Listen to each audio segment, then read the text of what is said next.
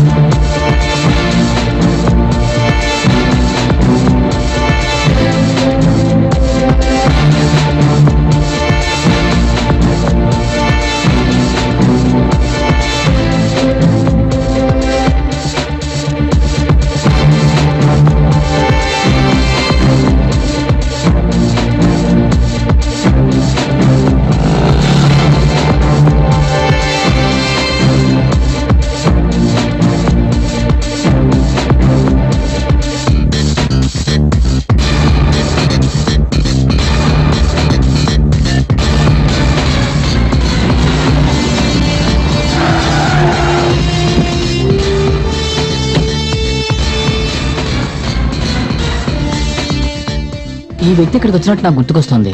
ఏం కొనడానికి వచ్చారు? అది నాకు తెలియదండి. ఇప్పుడు గుర్తుకొచ్చింది ఆయన ఏం కొన్నారో. ఏంటి ఆలోచించి చెప్తున్నారు? దానికి ఒక కారణం ఉంది sir. John Samuel real estate business లో నేను కూడా సైలెంట్ పార్ట్నర్ గా ఉండేవాడిని.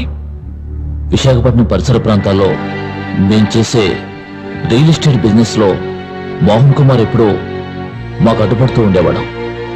మోహన్ కుమార్ అడ్డు తొలగించుకోవడం కోసం మేం పనిన పన్నాగంలో రమ్య చనిపోయింది. ఒక సూసైడ్ నోట్ ను రాయించి దాని ద్వారా మోహన్ కుమార్ ని ఇరికించాలని నేను జాన్ సామ్యూల్ నిర్ణయించుకున్నాం. ఎస్పీ జేమ్స్ జోసెఫ్ ని, జాన్ శామ్యూల్ ని మేము అరెస్ట్ చేశాం. రమ్య ఆత్మహత్య గల కారణం ఏంటో మీరు కనిపెట్టారా? ఎస్, మీ ప్రశ్నలకు సమాధానం చెప్పడానికి మిస్టర్ శ్యామ్ ప్రసాద్ ఇక్కడికి రమ్మన్నాను.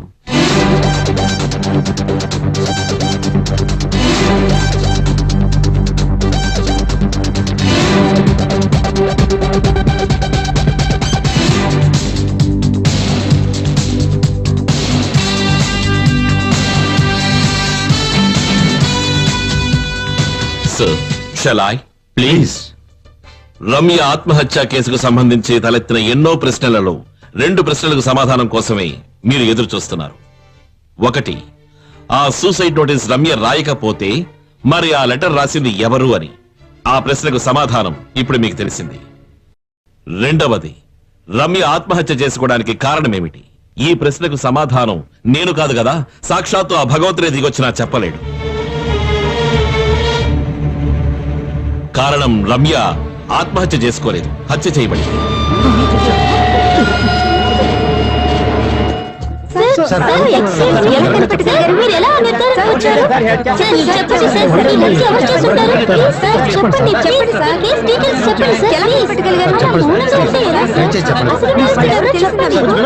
ప్లీజ్ కూర్చోండి, దయచేసి కూర్చోండి. చెప్పేది మీకే. ప్లీజ్ మీరందరూ నిశ్శబ్దంగా ప్రశాంతంగా కూర్చోండి. ప్లీజ్ ప్లీజ్ ఏం చెప్తున్నారో మీరందరూ ప్లీజ్ దయచేసి కూర్చోండి. ప్లీజ్. మీ సందేహాలకే శ్యామ్ సమాధానాలు చెప్తారు. ముందు అతన్ని మాట్లాడనివ్వండి. సార్, ఏం జరిగింది? నిజం చెప్పండి. మోహన్ కుమార్ కాలేజ్ రాజకీయాల్లో తన ప్రతిభను చాటి బాగా వృద్ధిలోకి వచ్చినటువంటి ఒక యువ నేత, విద్యార్థుల ప్రియ అధ్యాపకుడు. రమ్య రాజకీయాలు మాత్రమే కాకుండా సమాజ సంఘటనలపై ఎంతో అభిరుచి కలిగినటువంటి మోహన్ కుమార్ పనిచేస్తున్న అదే కాలేజీలో చదువుతున్న విద్యార్థిని. ఎంతో సహజంగా మోహన్ పై తనకున్న ఆరాధన పెరిగింది. మోహన్ యొక్క రాజకీయ జీవితాన్ని అర్థం చేసుకున్న రమ్య తన కుటుంబ సభ్యుల్ని ఎదిరించి మరీ మోహన్ కుమార్ ని పెళ్లి చేసుకుంది. నిజం చెప్పాలంటే రమ్య మోహన్ కుమార్ ని ప్రేమించిందా? లేదు అని నేను చెప్తాను.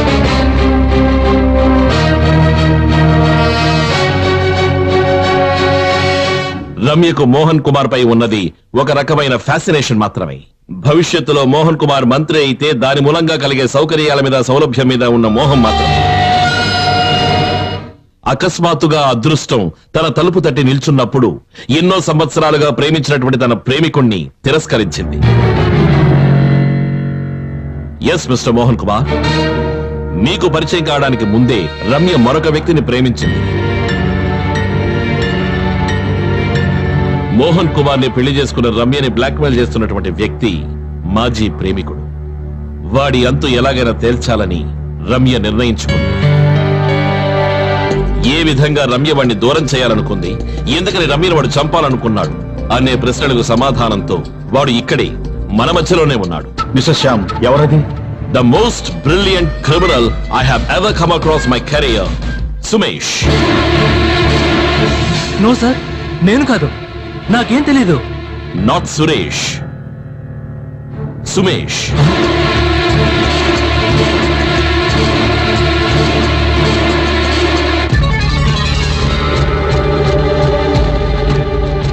ఏమిటి సుమేష్, ఇక చెప్పాల్సింది నువ్వు చెప్తావు ఏంటి?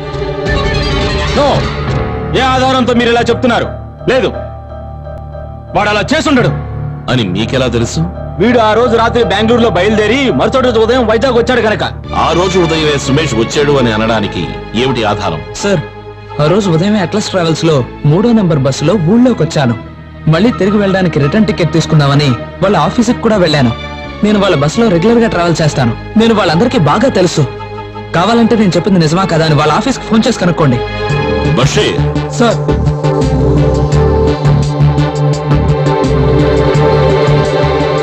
నీ పేరేంటి? వినోద్. నీకు సుమేష్ తెలుసా? తెలుసు సార్, నా రూమ్మేటే. ఇక్కడ ఉన్న ఇంకెవరికైనా సరే ఈ వినోద్ తో సంబంధ పరిచయాలు ఉన్నాయా?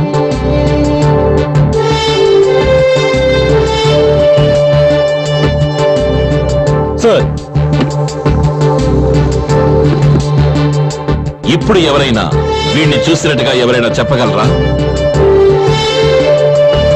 సార్, ఆ రోజు బైక్ లో వచ్చి వివరాలు అడిగింది ఇతనే. Yes, I no.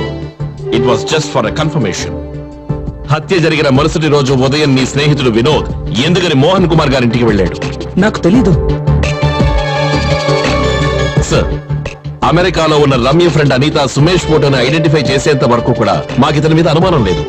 ఆ తర్వాత ఇతని గురించి, ఇతని ఒక్కొక్క యాక్టివిటీస్ గురించి మేము డీటెయిల్ గా వాచ్ చేయడం మొదలు పెట్టాం. అప్పుడు నా ఇన్వెస్టిగేషన్ బెంగళూరులో మొదలైంది. అక్కడి నుంచే వినోద్ గురించిన ఇన్ఫర్మేషన్ మాకు దొరికింది. వినోద్ చెప్పిన తర్వాతే మిస్టర్ సుమేష్ అండ్ రమ్యల యొక్క పూర్వ సంబంధం గురించి మాకు తెలియవచ్చింది. అదే సమయంలోనే సుమేష్ ట్రావెల్ చేశాను అని చెప్తున్నటువంటి 22వ తారీఖున బుక్ చేసినటువంటి టికెట్ మీద బెంగళూరు నుంచి వచ్చింది వినోద్. సుమేష్ అంతకు 10 రోజులు ముందుగానే బెంగళూరు నుంచి తన సొంత బైకులో ఇక్కడికి వచ్చి చేరుకున్నాడన్న విషయం మాకు తెలిసింది. రిటర్న్ జర్నీ కోసం టికెట్ తీసుకున్నటువంటి వినోద్ మధ్యలోనే తన సొంత ఊరైన విజయవాడలో దిగిపోయినట్టుగా చెప్తున్నాడు. కానీ 23వ తారీఖు ఉదయాన్న 3వ నంబర్ బస్సులో సుమేష్ ట్రావెల్ చేసినట్టు, రిటర్న్ టికెట్ కూడా బుక్ చేసుకున్నట్టు ఆ ట్రావెల్ ఏజెన్సీ వాళ్ళు బల్లగుద్ది మరీ చెప్తున్నారు. ఈ 2 స్టేట్మెంట్స్ ఉన్న తేడాని ఆధారం చేసుకుని మేము ఒక నిర్ణయానికి వచ్చాం. సరిగ్గా సంఘటన జరిగిన నాడు రాత్రి 12 గంటలకి సుమేష్ మోహన్ కుమార్ ఇంటి నుంచి బెంగళూరుకి బయలుదేరాడు. బెంగళూరు నుంచి బయలుదేరిన సుమేష్ వినోద్ కూడా తెలియకుండా వినోద్ వచ్చి దిగిన అదే బస్సులో ఎక్కి దిగాడు. తను ఆ బస్సులోనే వచ్చాడు అని అందరినీ నమ్మించడం కోసమే సుమేష్ ట్రావెల్ ఏజెన్సీకి వెళ్లి రిటర్న్ టికెట్ బుక్ చేశాడు. సుమేష్ వేసిన ప్లాన్ సరిగ్గా జరిగిందో లేదో అని తెలుసుకోవాలన్న ఉద్దేశంతోనే ఆ మరుసటి రోజు ఉదయాన్నే వినోద్ ని మోహన్ కుమార్ ఇంటికి బైక్ లో పంపించాడు. లేదు, ఇది పచ్చి అబద్ధం. ఇంకెవరినో కాపాడడం కోసం నా మీద లేనిపోని నిందలు వేస్తున్నాడు. అన్నయ్య, నేను నిరపరాధిని. వీళ్ళు ఏదో కుట్ర పన్నుతున్నారు. ఇంకా నువ్వు అంగీకరించడానికి సిద్ధంగా లేవు కదూ? ఒప్పుకోవాలా? నేను ఎందుకు ఒప్పుకోవాలి? నేను చెయ్యని నేరాన్ని నేను ఎందుకు ఒప్పుకోవాలని? So please, you have to excuse me now. Arvind, వాడిని ఎక్కడికి తీసుకెళ్తున్నారు? నాకు అది తెలియాలి. చూడండి, మీరు వారి చేత బలవంతంగా నేరం ఒప్పించాలని చూస్తే దానికి నేను ఒప్పుకోను. సార్, ఏం జరుగుతుంది సార్ ఇక్కడ? మీరు కూడా చూస్తూ ఊరుకున్నారేంటి? కమాన్ సుమేష్, నువ్వు ఎంత ప్రయత్నించినా ఇక తప్పించుకోలేవు. నువ్వే ఈ హత్య చేసావని మాకు బాగా తెలుసు. దీనికి కావాల్సిన సాక్ష్యాలన్నీ మా దగ్గర ఉన్నాయి. నో, మీ దగ్గర ఎటువంటి సాక్ష్యాలు లేవు. ఎందుకంటే ఏ నేరమో నేను చేయలేదు కనుక. You are psychic. నిజానికి రమ్య పైన నీకున్నది స్వచ్ఛమైన ప్రేమ కాదు, చెప్పలేనటువంటి ఒక విధమైన ఆవేశం. నువ్వు నిజంగానే ప్రేమించుంటే ఆమెను చంపేవాడి కాదు. అలాంటి అమాయకురాల్ని నీకెలా చంపాలనిపించిందిరా? అమాయకురాలా? దుర్మార్గురాలు. చంపేశాను. నేనే చంపేశాను. అది ఈ పబ్లిక్ ముందు ఒప్పుకుంటాను అనుకుంటున్నారా? నేనేమన్నా తెలివి తక్కువ అని అనుకున్నారా? ఇందాక నువ్వు చెప్పావు కదా ఏవో సాక్ష్యాలు నీ దగ్గర ఉన్నాయని. మీ దగ్గర ఎటువంటి సాక్ష్యాలు లేవని నాకు తెలుసు. ఎందుకంటే ఈ హత్య నేనే చేశానని మూడో కంటికి కూడా తెలియదు. నాకు మాత్రమే తెలుసు. నిన్ను చంపైన నిరూపిస్తారా? నిరూపించలేవు. మీ బాబు కూడా నిరూపించలేడు. శేఖర్, సార్ మీరు ఒప్పుకుంటే వీడి నుంచి నిజం రాబడతాను. నన్ను నువ్వు కొట్టినా చంపినా సరే, నన్ను నువ్వు ఏం చేసినా నా నోట్లోంచి నిజం రాబట్లేవు. కొట్రా, మీసం మగడ వేసి కొట్టు. Relax sir just relax. మీకు వాడి ఉద్దేశం అర్థం కాలేదా? మనల్ని ప్రేరేపించి వాడి మీద చేయి చేసుకోవాలనేది వాడి ప్లాన్. అప్పుడే వీడు బయట ఉన్న వాళ్ళందరితోనూ మనం వీడిని కొట్టి బలవంతంగా నేరం ఒప్పుకునేటట్టు చేసేవని చెప్తాడు. తెలివైన వాడే.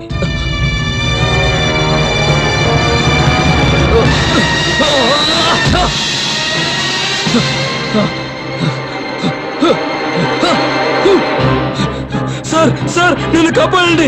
బలవంతాన నా చేత ఈ నేరం ఒప్పించాలనుకుంటున్నాడు. చూడండి, మీరందరూ చూస్తున్నారుగా, రక్తం వచ్చేట్టు నన్ను కొట్టి ఆ నేరాన్ని ఒప్పుకోమని చెప్తున్నాడు. అన్నయ్య అన్నయ్య, నేను ఈ నేరం ఒప్పుకోకపోతే నన్ను చంపేస్తానని బెదిరిస్తున్నాడు. అన్నయ్య అన్నయ్య, నువ్వే నన్ను ఎలాగైనా కాపాడాలి.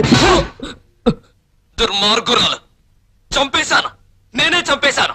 ఈ పబ్లిక్ ముందు ఒప్పుకుంటాను అనుకుంటున్నారా? నేనెవరో తెలివి తక్కువ అని అనుకున్నారా? ఇందాక నువ్వు చెప్పావు కదా ఏవో సాక్ష్యాలు నీ దగ్గర ఉన్నాయని. మీ దగ్గర ఎటువంటి సాక్ష్యాలు లేవని నాకు తెలుసు. వీడొక సామాన్యమైన క్రిమినల్ కాదు. తనే స్వయంగా ఒక హత్యా పద్ధతిని కనిపెట్టి దాన్ని అత్యద్భుతంగా ఎగ్జిక్యూట్ చేసినటువంటి ఒక పర్వర్టెడ్ జీనియస్. అది ఎవరికీ తెలిసే ఛాన్సే లేదన్న అమిత ఆత్మవిశ్వాసమే ఇతని పథకం వెనుకున్న ముఖ్యాంశం. I know how you did it. నమ్మలేకపోతున్నావు కదా?